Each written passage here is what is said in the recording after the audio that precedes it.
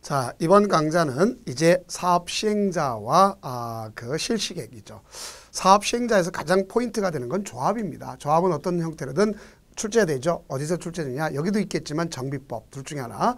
또 주택법에 있는 조합은 성격이 다릅니다. 거기는 뭐라 그러면 동업단체고 여기는 법인이다 하는 것을 정확히 인지를 해둬야 됩니다. 자, 그렇다면 이 시행자라는 것은 12가지가 있어요. 크게 보면 행정청 시행자, 국가 지방자치 빼는 나머지는 비행정책이라 하죠. 이거랑 조심할 것이 바로 뭐냐면 공공시행자가 민간시행자. 이걸 갖다 이분법적으로 좀 공부 좀 해두시기 바랍니다. 가끔은 행정청이 아닌 시행자 그러면 물어보면 LH공사 들어갑니까 안 들어갑니까? 그러니까 눈을 다들 껌뻑껌뻑거려요. 왜? 개념이 안 잡혔다는 얘기지. 그러면 비행정청이라 하면 LH공사 비행정청이죠. 그러면 그런 사람 왜 필요하냐? 우리가 환지객 인가 때 받느냐 안 받느냐 이거에 대한 상황이란 말입니다. 그래서 그런 것 때문이니까 여러분이 좀 인지해 두시기 바랍니다. 자, 그러면 우선 그 시행자 하면은 12가지가 있다는 걸 정확하게 좀 인지해 두면 되겠고 그 내용을 다 암기할 소리 안 합니다. 크게 보면 2가지 공공시행자와 민간시행자로 되어 있다 하는 것을 인지하면서 한번 해보도록 해봅시다. 자, 여기 보면 우리가 시행자가 있습니다. 시행자는 12가지가 있더랬죠. 그래서 공공시행자 4가지가 있습니다. 국가 지방자치단체를 얘기해서 자, 여기는 국가 그 다음에 지방자치단체. 이걸 지칭해서 행정청이라고 합니다. 그러면 여기에 공공기관장 있지 않습니까? 그것이 5개가 있겠고 5가지. 자, 공공기관장. 그러면 이 공공기관장이 있는데 그것이 다 있고 그다음에 매입공공기관 한국자산관리공사 같은 경우로서 매입공공기관이 있겠고 매입공공기관 하나가 있습니다. 그러면 이렇게 5가지와 1가지 했다는 걸 알 수 있겠고 그다음에 정부 출연기관이 있습니다. 정부 출연기관. 그러니까 2가지가 있죠. 한국철도 시설공단이 있겠고 제주 국제자유개발센터라는 게 있습니다. 암기 안 해도 상관없습니다. 그 다음에 누가 있냐면 지방공기업법에 의한 지방공사 이런 경우 있겠죠. 각 지방공사. 자, 여기까지를 공공이라고 합니다. 공공. 자, 그 다음에 이제 민간이 있죠. 민간을 갖다가 우리가 기본적으로 7가지 할 수도 있고 8가지 할 수도 있어요. 그래서 여기에 8가지라고 생각할 수도 있고 7가지를 할 수도 있습니다. 왜냐하면 공동출자 법인 중에서 조합을 제외하고 과점주주가 아니면 민간에 속한다고 생각하니까 그렇습니다. 그래서 이 8가지 중에서 대표적인 것이 누가 있느냐. 토지 소유자, 조합 있죠. 특히 조합은 가장 중요한 게 조합은 왜 이것이 중요하다고 볼 수 있냐. 그 이유가 있어요. 조합이 중요한 이유는 바로 다른 것이 아니라 전부한지 방식.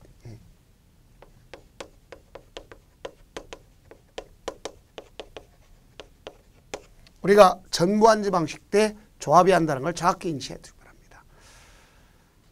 그래서 이런 경우가 여기 있다는 걸 알 수 있고 그 다음에 수도권에서 수도권 과밀억제권을 바깥으로 이전한 법인, 학교라든가 공장 같은 것이 있겠고 그 다음 주택법에 의해서 등록업자, 기반시 설치하는 자가 있겠고 자, 단지 이제 회생 절차 있는 사람은 안 됩니다.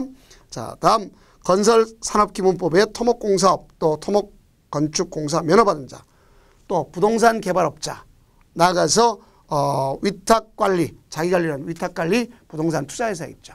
나의 공동출자 법인 이렇게 해서 쭉 이뤄져요. 그럼 이 사람들이 어떻게 할 거냐. 이 사람들은 계획서를 갖다 제출하겠죠. 일단은 계획서.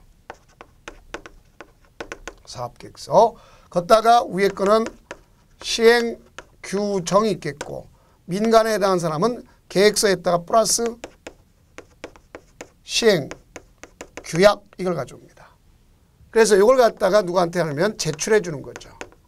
제출이란 말은 다른 말 쓰면 신청이란 말이죠. 누구한테 신청하는 거냐. 이걸 갖다 지정권자한테 해줘야 되겠죠. 응? 지정권자. 그래서 여기 있는 이 지정권자한테 제출해주면 그러니까 여기 있는 이 자체가 신청한 자 중에서 이들을 갖다 지정하는 게 원칙이죠. 그래서 사업 시행자를 이들 중에서 지정권자가 이들 중에서 지정하는 원칙이란 말이에요.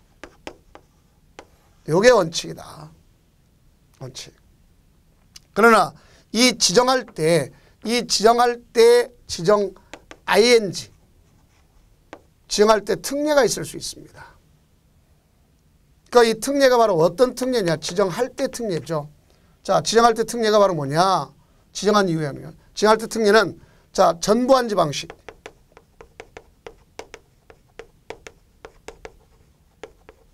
그러니까 이 전부한지 방식 누구한테 줘야 되겠죠? 토지 소유자 조합한테 주는 게 원칙입니다. 그래서 1차적으로 줄 때가 있겠고 2차로 줄 수 있어요. 그러니까 1차는 가장 중요한 건 누구한테 주느냐? 이 아저씨한테 줘야 되겠죠. 토지 소유자 조합한테 줍니다.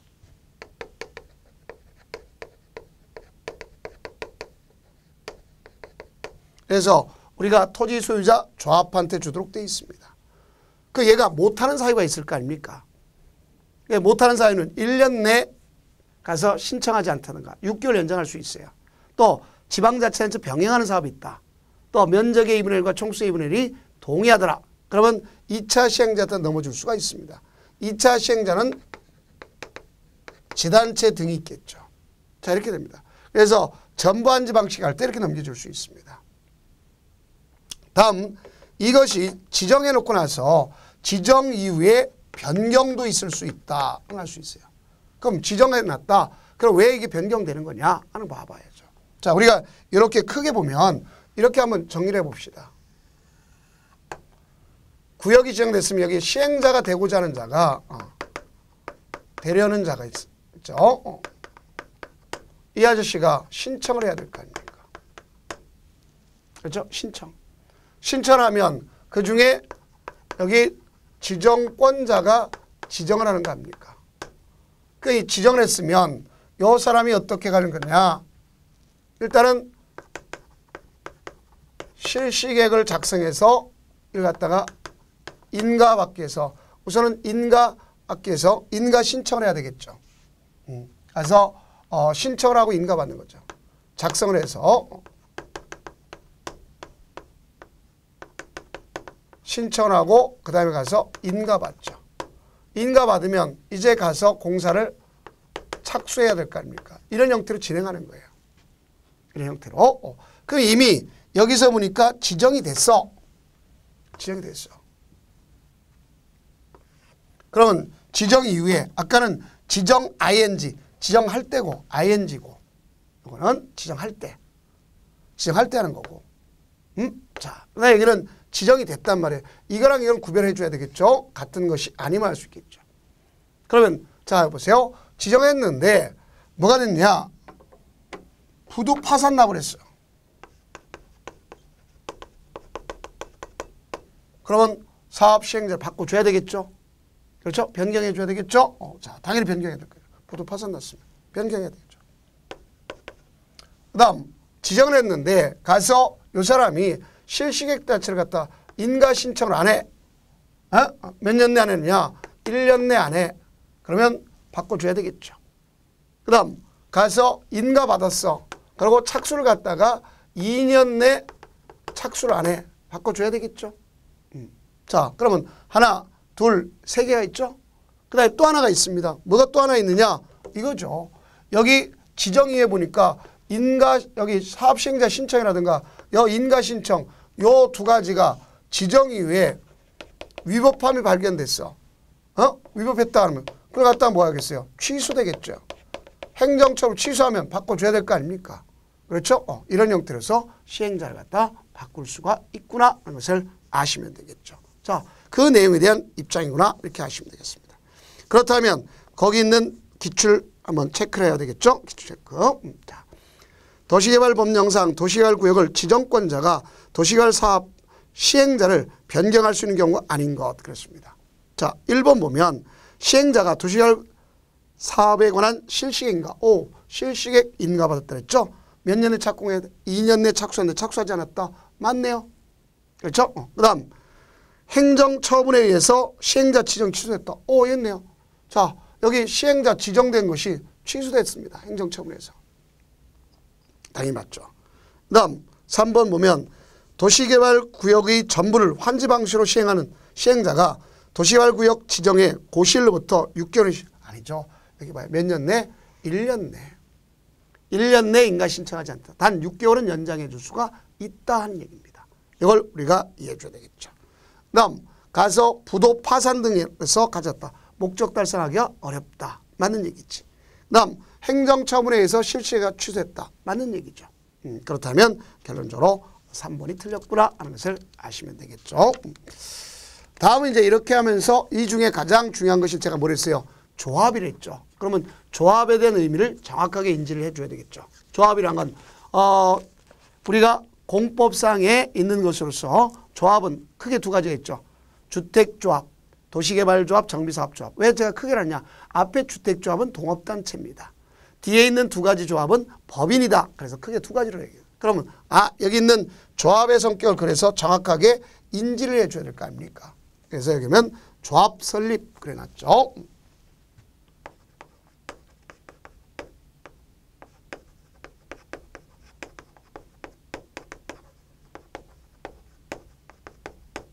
그냥 도시개발조합 그래도 상관없어요. 도시개발사업조합. 자, 이건 제일 먼저 할 것이 성격부터 파악한다고 분명히 얘기했죠. 그러면 여기에 성격이 바로 뭐냐? 공법상의 비영리 무슨 법인이다? 사단법인이구나 하는 거겠죠. 그럼 이 공법상의 비영리 사단법인이다 그랬죠? 인적 결합처럼 알 수 있네요. 그 이때 공법에 규정이 없더라. 그러면 민법상의 조합이 아니라 민법상의 사단법인을 준용하면 될 거 아닙니까? 이게 바로 시험지 출제됐던 거예요. 그러면 이와 같이 공법상의 비영리 사단법인을 정확하게 인지하면 되겠고 없으면 민법상의 사단법인을 준용한다 이렇게 가져가면 되겠죠. 자, 그럼 결국적으로 당사자 능력이 있다는 얘기 없다는 얘기요? 있겠죠. 그렇죠. 그래서 민법상 조합은 권리, 행위 능력, 당사자 능력이 없다. 그랬지 않습니까? 자, 그러면 여기서 가장 중요한 의미가 되는 건 이렇게 봐줘야 되겠죠. 이렇게 가지고 설립 절차를 갖다 한번 보면 되겠죠. 성격이 파악했다면 이제 설립 절차를 봅시다. 설립을 하려면 이런 절차를 가지고 되어질 수 있어요. 인적 결합체장 사단법이니까 토지 소유자 7인 이상이 사업하려면 혼자도 할 수 있어요. 그러나 조합 만들려면 7인 이상 있어야 돼요. 그러면 정관을 작성해가지고 동의를 얻겠죠. 동의. 그리고 인가받죠. 인가받으면 성립됐다 그러면 그거는 조합입니다. 아니죠. 인가받고 나서 30일 내에 등기가 돼야 그것이 곧 성립이다 이렇게 되는 거예요. 그러니까 등기가 돼야 성립된다는 걸 알 수 있습니다. 그 여기서 중요한 것은 동의와 인가 자체가 중요하다는 걸 볼 수 있습니다. 동의, 인가. 그럼 이때 이 동의라고 하는 것은 이 동의라는 것은 어떻게 할 거냐. 면적의 3분의 2 이상 동의와 제가 말했죠. 총수의 2분의 1 이상 동의를 얻도록 되어 있다는 걸 봐줘야 되겠죠. 그러니까 면적에는 국공유지 포함시키고 일단은 사유지부터 들어갑니다. 부족하면 국공유지를 집어넣는 것이다. 그래서 알 수 있겠죠. 그런 걸 우리가 꼭 인지를 해둘 필요가 있는 겁니다. 그 다음 가서 총수는 우리가 공유다. 대표는 한 사람을 볼 수 있겠고 집합 건물은 각각의 사람을 갖다 기준점으로 해서 찾으면 됩니다. 그 다음 두 번째는 여기에 인가를 받습니다. 인가는 누구한테 받느냐? 지정권자한테 인가받죠.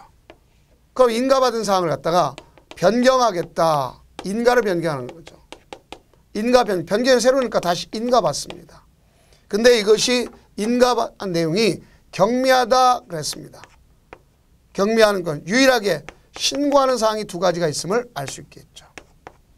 그래서 공고 방법의 변경, 공고 방법, 또 두 번째는 주된 사무소 소재지 변경 이런 것들이 여기에 해당하는구나 그래서 알 수 있겠죠. 그러면 이렇게 됐으면 이제 조합원을 갖다 정확하게 인지해 두면 되겠죠. 시험지 나오면 얘네들이 자주 나옵니다. 그러면 누가 있느냐?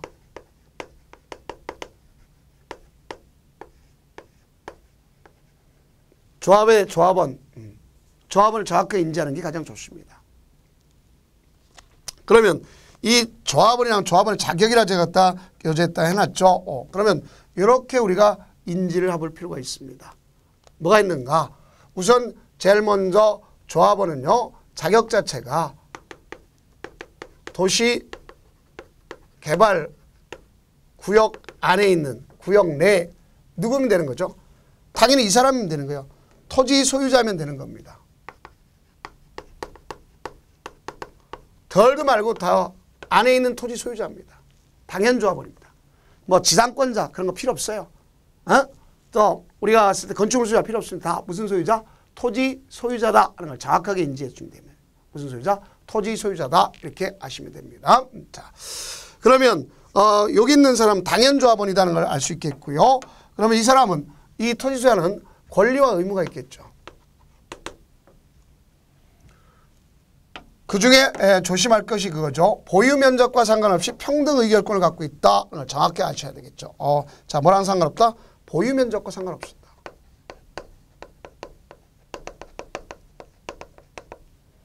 보유 면적과 무관하게 평등 의결권을 갖고 있다. 그래서 아셔야 되겠죠.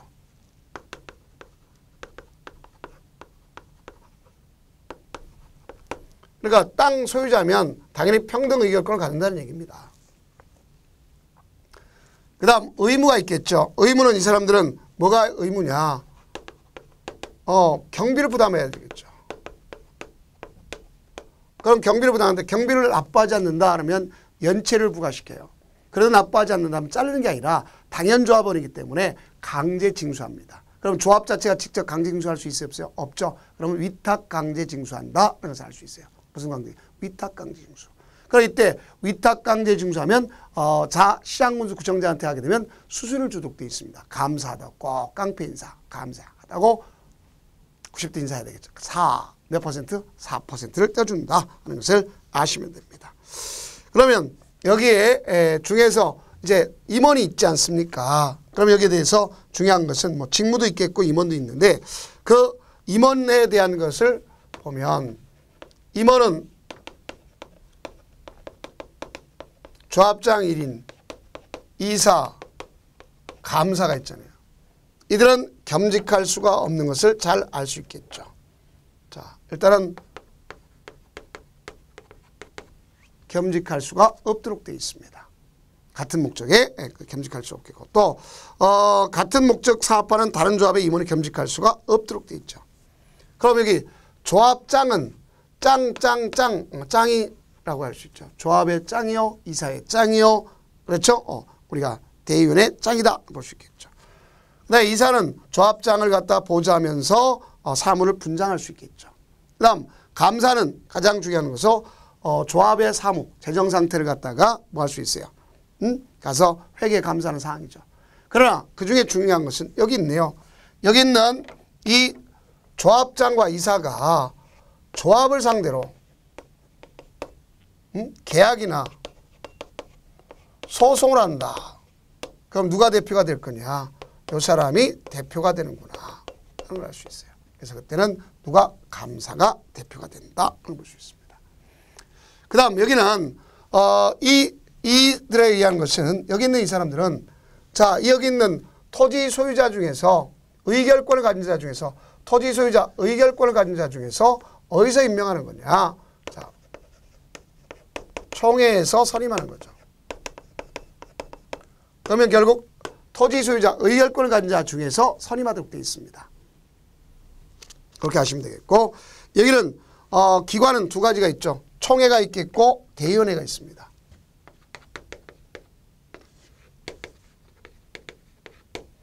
필수기 유저 최고 의결기관. 그 다음 대의원회가 있습니다. 여기는 임의적 기관이죠. 그래서 둘 수 있다. 여기는 얼마 이상이면 둘 수 있죠. 50인 이상이면 둘 수 있다 이렇게 돼 있지 않습니까? 이걸 여러분들이 인식하면 되겠고 다만 여기서 중요한 건 이거죠. 자 이게 대의원회가 총회의 권한을 갖다가 대행할 수가 있느냐 없느냐? 가능해. 가능하지만 이 대행을 못하는 경우가 있습니다. 가능하지만 못하는 경우. 그걸 갖다가 정계는 환, 선, 해 이렇게 얘기했죠. 그러니까 못하는 거 5가지. 정계는 환선해 이렇게 보면 돼요. 정관 변경, 선, 개발계획 수립 변경, 환지계획 작성, 선, 조합의 임원 선임, 해, 조합의 해산 합병 이렇게 되는 겁니다. 자, 이런 걸 우리가 이해하시면 되겠습니다. 이게 가장 조합에서의 가장 핵심 포인트다 이렇게 보시면 됩니다. 그 이렇게쯤 하면 기출 체크 2가지를 갖다 우리가 공부하면 되겠네요. 도시개발 법령상 도시개발 사업의 조합원에 관한 설명으로 틀린 것. 1번 조합원은 도시개발 사업 전부를 환제 방식으로 시행하는 경우에 사업 시행자가 될 수 있다. 맞죠? 전부 환제 방식이요. 누구한테 준다 그랬어요? 조합한테 준다 그랬죠. 다음 2번 조합을 설립하려면 도시개발 구역의 토지 소유자 7명 이상이 정관을 작성해서 지정권자의 조합 설립 인가를 받아야 한다. 맞죠? 그 다음 조합이 작성하는 정관에는 도시개발구역 면적이 포함됩니다. 모든 게 다 포함된 정관이겠죠. 사업 명칭, 목적, 주사무소 이런 거 다 포함시켜야 되겠죠. 그 다음 4번 조합 설립 인가를 신청하려면 국공유지를 제외 아니죠. 제가 분명히 국공유지 포함시킨다 그랬죠. 포함시키고 그중에 사유부터 얻고 나가서 부족할 때 국공유지에 동의 얻는다 이런 말 썼지 않습니까? 그래서 3을 틀렸네요. 그 다음 조합의 이사는 그 조합을 겸직할 수 없다고 분명히 했죠. 겸직할 수 없다 하는 거 분명히 하시면 되겠죠. 그래서 틀린 것은 4번이네요. 그 다음 도시개발법령상 도시개발 조합 총회의 의결사항 중 대의원회가 총회의 권한을 대행할 수 없는 사항은 그렇습니다. 대행할 수 없는 거. 그럼 대행할 수 없다. 그러면 거기에는 뭐가 있느냐.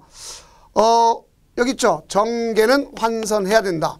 그러면 정관 변경, 개발계획 수립 변경 어디가 없네요. 환지계획 작성 없죠. 환지정지 아니죠. 그 다음 이사 선임. 오케이. 바로 이사 선임. 임원의 선임. 이거 아닙니까? 그래서 그거는 여기에 해당한다. 볼 수 있겠죠. 그래서 정답은 3번 되겠습니다. 다음은 이제 사업을 시행하면서 사업 자체를 갖다 위탁하고 또 신탁하고 이렇게 할 수가 있습니다. 그러면 대개 보면 이런 거죠. 과거에는 뭐가 많았냐면 공적 사업이 많았습니다. 우리가 공영 개발이 많았어요. 신시가 신도시는 다 공영. 그래서 민간이 할 때 가장 어려운 게 바로 뭐냐. 국책 사업과 관련된 걸 하는 게 어렵죠. 철도, 항만, 공유수면 매립. 그러면 여태까지 했던 노하우 가지고 누구한테 민간이 가서 공공기관한테 해주세요 하고 요청하고 나가서 뭘 하면 되느냐. 수준을 주면 되겠죠. 그 다음 우리가 공유수면 매립은 그렇게 국책사업이겠지만 자 토지 매수 업무, 손실보상 업무, 이주대책 이런 지방자치는 더 잘하죠. 그래서 지방자치 해주고 나가서 뭐 한다고 했으면 수준을 주면 되는 거다 하는 것을 알 수 있겠죠. 다음 신탁계약이 있습니다. 신탁계약은 조합은 못합니다. 조합을 제외한 시행자는 지정권자의 승인을 받아서 신탁업자와 신탁할 수 있습니다. 그 다음 마지막으로 새롭게 등장한 것이 있겠죠. 자, 뭐가 있냐면 분양설계 등을 대행할 수 있도록 합니다. 그게 왜 그러냐면 공공시행자가 오늘 민간경비 별로 안 좋죠. 그래서 민간경비도 활성화시킬 겸 공공시행자가 도시개발사업 효율적으로 하기 위해서 필요한 경우는 설계 분양 등에 대해서 주택법에 따른 주택건설 사업자 등으로 하여금 대행하게 할 수 있는 거예요. 그래서 이것은 현재 민간 참여를 갖다 확대하는데 분명히 문제점이 있죠. 그래서 결국 도시개발 일부를 주택건설 사업자에 하여서 대행하게끔 하면서 민간 참여를 확대하고 민간의 자본과 전문성 이걸 보다 창의적으로 효율적으로 하기 위해서 하는 것이 바로 이겁니다. 그런데 좀 약간 우리끼리 공부할 때 좀 편하게 외웁시다. 자 이렇게 해놨는데 참 잘 되면 되겠지만 사실상 보면 부실기조가 있어요. 부실기조.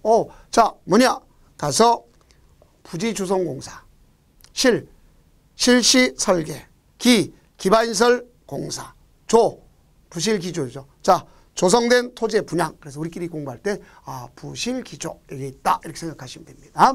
자 그러면 문제를 쉽게 할 수 있죠. 다음 이렇게 시행자가 이제 뭐가 있냐면 실시계획 구체적 계획이죠. 실시계획. 그래서 실시계획을 작성하는 겁니다. 그럼 여기 실시계획은 중요한 것이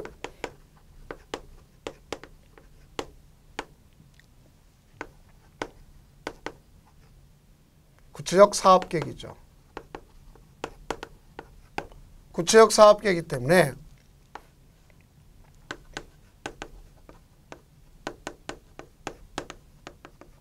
상위계획, 추상적 계획, 개발계획에 부합돼야 되겠죠.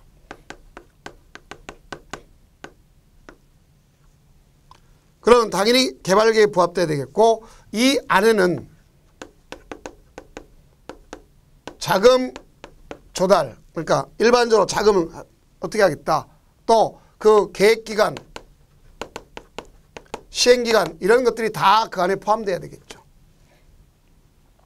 그러면서 이거는 결론적으로 보면 이 안에는 반드시 포함될 게 있어요. 그것이 바로 뭐냐? 지구단위 계획입니다.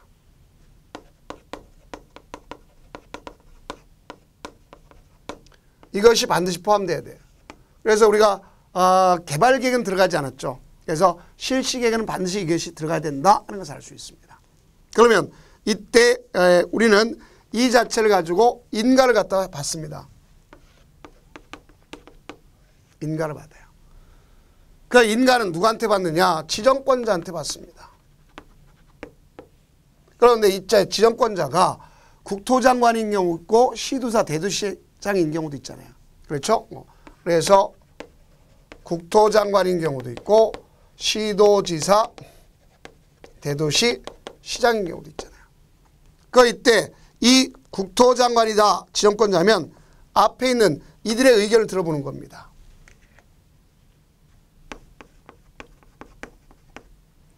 그럼 만약에 이 사람들이다 그러면 이 사람들은 시장, 군수, 구청장의 의견을 들어야 되겠죠. 누굴 빼놓고? 대도시장 빼놓고는. 시장, 군수, 시도지사는 대도시장 빼놓고 자 그래서 이 사람한테 의견을 드려야 되겠죠. 이렇게 되는 겁니다. 그래서 대도시장 빼야 됩니다. 자 이렇게 되는 것이고, 그러면 이때 인가 때 각종 서류를 갖다 그 서류 사문을 송부해 줘가지고 자서 열람시키게 해야 되겠죠. 그래서 사문을 보내줘서 열람시킵니다. 그러면 가서 인가해 줘요. 그럼 인가해 주면 여기에 의제 효과가 있지 않습니까? 왜? 이 안에 이미 뭐 있어요? 지구단위 계획은 도시군관리계획 결정하도록 되어 있잖아요. 그래서 도시군관리계획이 의제된다는 걸 잘 이해해 주셔야 되겠죠. 그러면 종전의 지구단위 계획과 지금 새로운 지구단위 계획 서로 상충될 수 있어요? 없어요? 있죠. 그러면 변경된 거로 봐야 되겠죠. 즉 새로운 것으로 변경된 것이 폐지가 된 것이 아님을 알 수 있겠죠.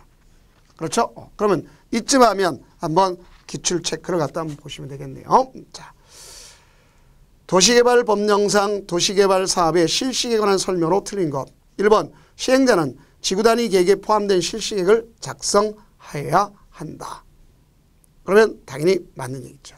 2번 시행자는 사업 시행 면적을 100분의 10% 감소하고자 하는 경우 인가받은 실시계획 인가받는 경미한 경우 받지 않습니다. 그냥 한다는 걸 수 있겠죠.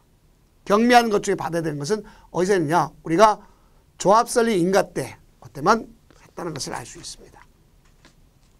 그 다음 3번 지정권자가 실시계획을 작성하여 인가하는 경우, 지정권자가 실시 작성 인가하는 경우, 시도사가 지정권자이면, 자 여기 있죠. 시도사면 누굴 제외하고 여기 있는 이 대도시장을 제외하고 시장군수한테 의견을 들어야 될 거 아닙니까? 자, 그 내용이야. 맞는 얘기죠. 그 다음 실시계획에는 사업 시행에 필요한 설계도서, 자금계획 당연히 들어가도록 돼 있죠. 그 다음 실시계획을 고시한 경우, 자, 그 고시된 내용 중 국토의 계획이면 지구단위 계획이죠. 도시군관리 결정할 사항이면 당연히 결정된 걸 보고, 충돌되면 뭐가 된 거다? 폐지가 아니라 뭐가 된 걸 본다? 변경된 것으로 본다. 이런 말을 쓸 수 있겠죠. 자, 그러면 지금까지가 우리가 설명했던 것이 바로 뭐냐? 시행자에 대한 것과 실시계획까지 우리가 이야기한 겁니다. 그렇다면 이제 사업을 갖다 시행해야 되겠죠. 그럼 사업 시행 방식적 측면을 갖다 설명해 두면 되는 것을 알 수 있겠죠. 자, 그렇다면 한번 사업 시행은 누가 어떻게 시행하는가 하는 것을 갖다 공부해 보도록 해봅시다. 자.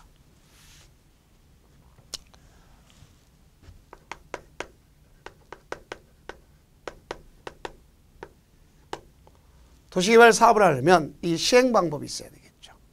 그 이때 이 시행 방법은 도시개발 구역 있죠. 자, 이 구역 안에 있는 땅 가격과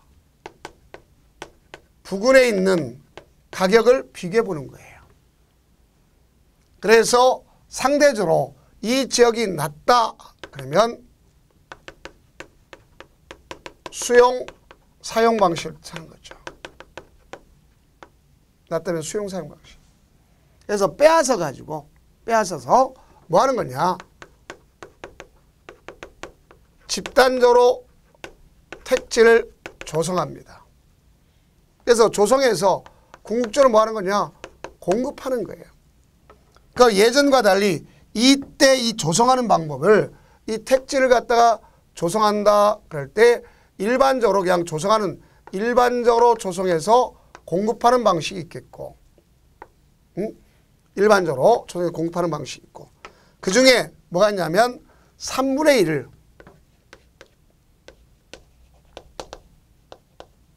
원형지로 조성해서 공급하는 방법. 그럼 결국 이때 일반적으로 하는 경우와 원형지로 하는 경우 공급 방법이 같을까요? 틀릴까요? 틀리겠죠. 그럼 가격도 같을까요? 틀릴까요? 틀리겠죠. 제가 조라고 하는 것은 여러분한테 의문점을 제기하는 게 아니라 꼭 같은 거 아닙니까? 우리가 공통적인 공부를 했다면 공통적인 사고가 있겠죠. 자, 그 얘기입니다. 그래서 이렇게 공급하면 그럼 여기는 가장 중요한 것이 공급 방법과 가격의 차이가 있구나 볼 수 있겠죠. 그러면 이 방법과 가격의 차이가 있겠구나. 이걸 공부하면 될 거 아닙니까? 이게 무슨 방식? 수용, 사용 방식. 그러면 두 번째는 여기 보니까 인근 지역에 비해서 가격이 가격이 높다든가 아니면 공공의 효용을 증진할 목적이 있어요. 공공의 효용 증진. 가격이 비싸든가 아니면 공공의 효용 증진. 그러니까 이럴 때 하는 방식이 바로 뭐였으면 바꾸란자, 땅지자, 그래서 환지 방식입니다. 그럼 이때 환지 방식은 어떻게 하는 거냐? 이 자체를 환지 방식은 바꾸란자니까 강제적으로 교환 분합하는 거죠.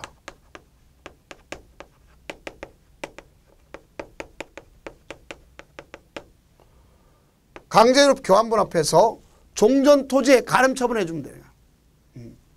그래서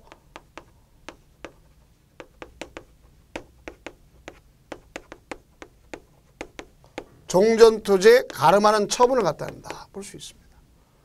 그럼 이와 같이 우리가 정리할 수 있는 것은 자, 여기 강제로 교환 분합했다 그랬습니다. 이 강제로 교환 분합하는 것 이거에 대한 미리 설계가 있어야 되겠죠. 그렇죠? 이걸 갖다가 우리가 뭐라면 환지계획이라는 거죠. 이게 환지계획을 작성합니다. 그 다음에 이제 종전 토지에 가름한 처분한다. 이걸 갖다가 우리가 보면 환지 처분이라는 거죠. 이게 사업 방식은 크게 이와 같이 수용 사용 방식이라고 할 수 있는 이 수용 사용 방식이라고 할 수 있는 요 부분이 있겠고 수용 사용 방식이라는 부분이 있겠고 그다음 여기 있는 것처럼 이와 같이 환지 방식이라는 게 있습니다. 그런데 이 두 가지를 뭐 할 수도 있냐? 혼용 방식이라고 할 수 있어요. 혼용 방식에서 분할할 수도 있고 미분할할 수도 있습니다. 그러니까 분할 혼용이 있고 미분할 혼용이 있다고 볼 수 있어요. 이게 바로 사업 방식입니다. 그런데 이 중에서 사업 방법에 뭐를 가져올 수 있냐? 사업 방법 자체에 변경을 가져올 수 있습니다. 그럼 자, 우리가 왜 이 사업 방법에 대한 변경을 가져올 수 있느냐? 그러면 자, 왜냐 이 가격이라고 하는 것에 비해서 이 가격도 새로운 신도시가 되면 가격에 대해서 변동을 가져오지 않습니까? 그럼 가격 변동을 가져오면 사업 시행자 중에 공적 시행자가 뭐가 될 수 있어요? 문제가 더 있을 수 있죠. 자, 이건 공적 효용, 공적 사업을 위해서 가져가는 거 아닙니까? 그러니까 이러한 공적 사업을 위해서 한다면 결국 공적 사업 시행자인 공공기관 이 사람들이 문제되겠고 처음서부터 수용을 못하는 자, 조합은 오직 환지 방식만 했다 그랬죠. 조합은 수용 못합니다. 그러면 여러분들 이 공공기관에 의한 사람들을 위해서 자, 우리가 봤을 때 중요한 포인트가 되는 것이 있죠. 공공기관에 있는 사람들에 대해서 뭐 할 수 있냐. 가가지고 그래 이걸 가지고 바꿔주라 할 수 있어요. 그래서 수용 방식에서 전부 안지 방식으로 또는 자 여기 혼용 방식에서 전부 안지 방식으로 바꿀 수 있어요. 그럼 조합을 제외하고는 여기 있는 이 수용 방식에서 혼용 방식으로 바꿀 수도 있어요. 조합을 제외하고. 이건 다 누가 하는 거냐. 지정권자가 가서 지가상승 여건변에서 충족시키면 변경할 수가 있는 거예요. 해야 하는 게 아니라 할 수 있도록 되어 있습니다. 이런 걸 갈 수 있겠죠. 그래서 그 내용에 대한 의미가 제일 밑에 제 사업 시행자로서 있는 173페이지에 변경 방식, 사업 방식 변경 거기에 되어 있다는 볼 수 있습니다. 자, 그러면 이와 관련된 문제를 갖다 한번 보도록 하면 되겠네요. 자, 우선 보니까 뭐라고 됐냐. 도시개발 법령상 도시개발 사업 시행 방식과 관련된 설명으로 옳은 것을 모두 몇 개인가 이렇게 나오죠. 그러면 기억, 도시개발 사업은 수용 또는 사용하는 방식이나 환지 방식 또는 이를 혼용하는 방식으로 시행할 수 있다 그래놨지 않습니까? 당연히 옳은 표현이네요. 다음 2번 보면 수용 또는 사용 방식은 도시개발 사업을 시행하는 지역의 지가가 다른 지역에 비해서 싸야죠. 자, 싸면 여기 있죠. 가게 싸면 수용 사용에서 집단지로 택지를 조성해서 공급하는 방식 아닙니까? 그러니까 분명히 틀렸네요. 그렇죠? 그 다음 디귿 수용 또는 사용 방식은 대지로서의 효용 증진과 효용 증진 여기 있네요. 공공의 효용 증진 환지 방식이죠. 그래서 X가 되네요. 그 다음 니을 당의 도시의 주택 건설에 필요한 택지를 집단지로 조성해 공급하는 방식 무슨 방식? 수용 방식 아닙니까? 그러면 결론적으로 역시 또 우리가 봤을 때 틀렸음을 알 수 있겠죠. 그 다음 미음 수용 또는 사용하는 방식과 환지 방식을 혼용하여 시행하는 경우에 각각 방식이 적용되는 구역으로 구분하여 사업 시행 지구로 분할하여 시행할 수 있다. 맞죠? 분할해서 할 수 있어요. 그래서 이거는 결론적으로 두 가지가 되는구나 볼 수 있네요. 그래서 두 개 기억과 미음 이렇게 두 가지가 맞는 거다 볼 수 있습니다. 다음은 이제 순환개발 방식인데 순환개발 사업 방식이란 말이에요. 이거는 시행자가 도시개발 사업을 원활히 하기 위해서 그 도시개발 구역 내외에 대해서 하는 걸 볼 수 있겠죠. 그러면 어떤 의미로 다 봐줘야 되느냐. 내외라고 그랬죠. 그러면 여기 이쪽을 보면 이 도시개발 구역 내도 순차적으로 하게 해서 할 수 있겠고 아니면 바깥에다 할 수도 있습니다. 선진 사업 방식이라고 할 수 있는 이 순환 방식이 있습니다. 그래서 이미 내에 새로 건설된 주택과 아니면 바깥에 있는 걸 새로 건설 주택을 활용할 수 있도록 하는 걸 볼 수 있습니다. 그래서 이와 같은 경우는 가서 미리 가서 소위 주민들한테 하게 되고 특히 세입자 거주할 수 있는 방식으로 순차적으로 할 수 있습니다. 또 이건 우리가 주택법에도 불구하고 여기 순환용 주택을 갖다 쓰겠다 하는 사람한테 줄 수도 있어요. 당신 하라 이렇게 줄 수 있습니다. 그래서 계속 그쪽을 임대해 줄 수 있고 이 지역 안에 자 여기 쓰게 되면 이걸 갖다 임대하고 여기를 분양받을 수 있어요. 알겠죠? 차라리 여기를 갖다 안 받고 이쪽에 분양받을 수도 있다 이런 얘기입니다. 그 다음 세입자 등을 위한 임대주택 건설 용지 공급이 있습니다. 자 앞서 그랬죠. 우리는 임단은 빡세게 한다 그랬죠. 그래서 시행자는 세입자의 주거 안정을 위해서 주거 생활 실태 조사와 주택 수요 조사 결과를 고려해가지고 임대주택 건설 조성 공급하고 이를 갖다가 공급하도록 머스트 하여야 한다고 되어 있습니다.